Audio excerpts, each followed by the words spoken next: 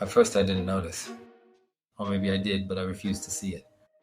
He was a charismatic leader, overflowing with confidence, wrapped in an aura of infallibility that was both fascinating and intimidating.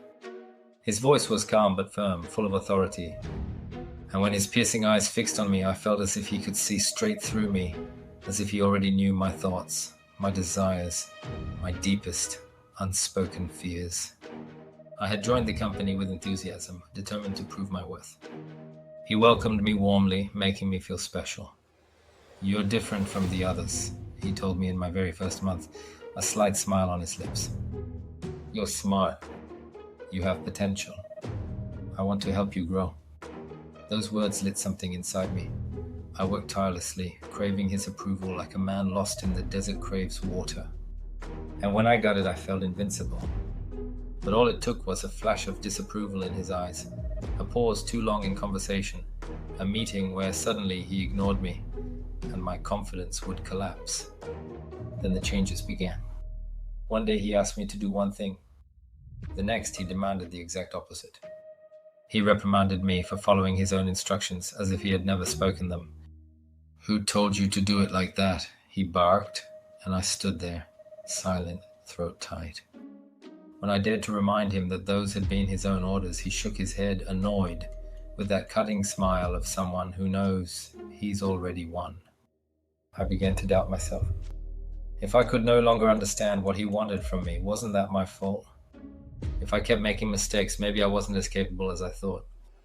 Every reproach, every unpredictable shift eroded my self-confidence a little more. Nothing seemed certain anymore. What felt right yesterday was wrong today. What had been a success one moment became a failure the next. And little by little, emptiness closed in around me. At first I didn't pay attention. But then I started noticing the averted glances, the awkward silences when I walked into a room. As if suddenly all my colleagues had grown distant, some even hostile. He had orchestrated it perfectly. He sowed doubt, spread suspicion. He made venomous remarks about others, and then went to them and spoke badly of me. He divided and isolated, weaving a web of constant competition. Every colleague became a rival, someone I had to distrust. He told me I couldn't trust anyone, that everyone wanted to see me fail. And I believed him. I stopped talking to others. I stopped asking for help. I was alone. Alone with my mistakes, with my fear of failure, with the certainty that without him, I was nothing. I was exhausted. I couldn't sleep properly anymore. Even on weekends, I couldn't relax. I felt trapped. There was no alternative, no way out. The very idea of looking for another job seemed absurd. Who would want someone like me? Then, one evening, after yet another meeting where he had humiliated me publicly and then smiled, satisfied, something inside me broke. I walked out of the office and looked around. The hallway was empty. No one spoke to me. No one even looked at me. I was completely isolated, and it was he who had dragged me into that abyss. And that was the moment I realized. The problem wasn't me, it was him. My name is Stefano Pratt.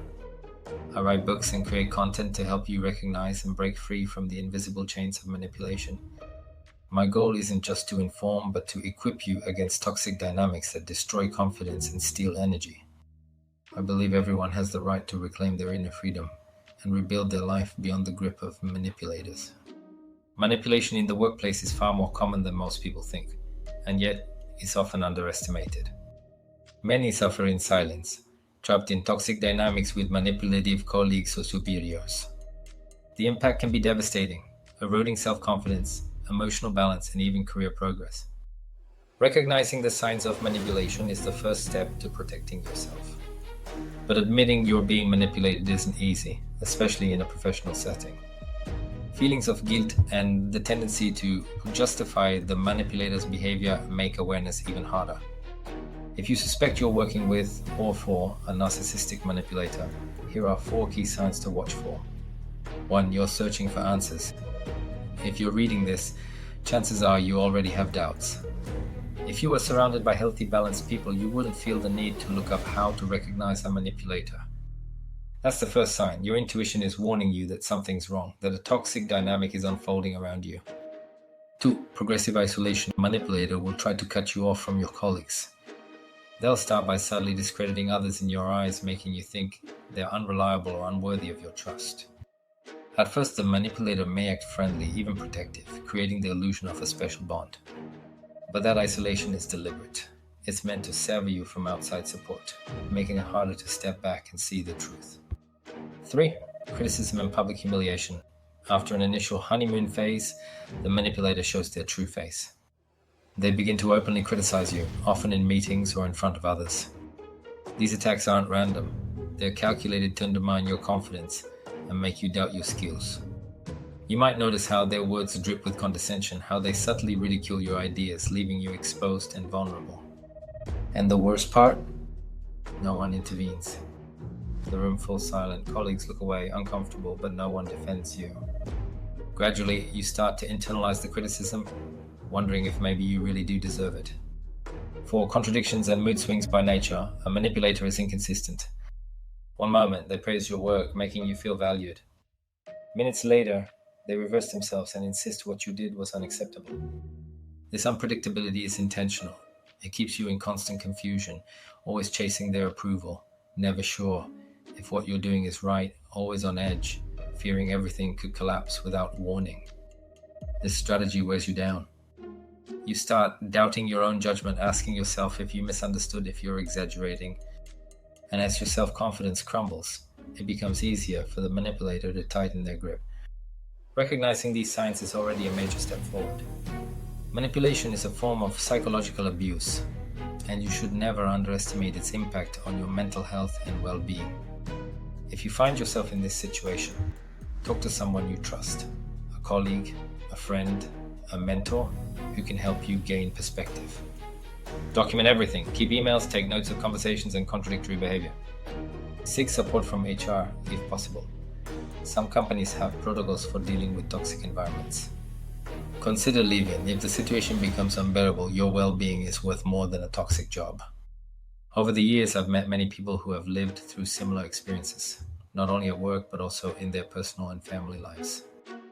The biggest problem victims of manipulation face is not realizing they're trapped until the damage is already deeply rooted. They feel inadequate, powerless, without escape, but there is a way out. Your workplace should be a place of growth and fulfillment, not suffering. If you recognize yourself in this description, remember, you are not alone and there are ways to take back control of your life. I've created a space where you can share your story, connect with others, and find helpful resources. Join the discussion at stefanoprat.com and share your experience. Have you ever lived through a similar situation? Speak up in the comments. Sometimes talking is the very first step toward freedom. Remember, those who bring you down do not help you grow. Your voice matters. Your story matters. And you have the power to take your life back.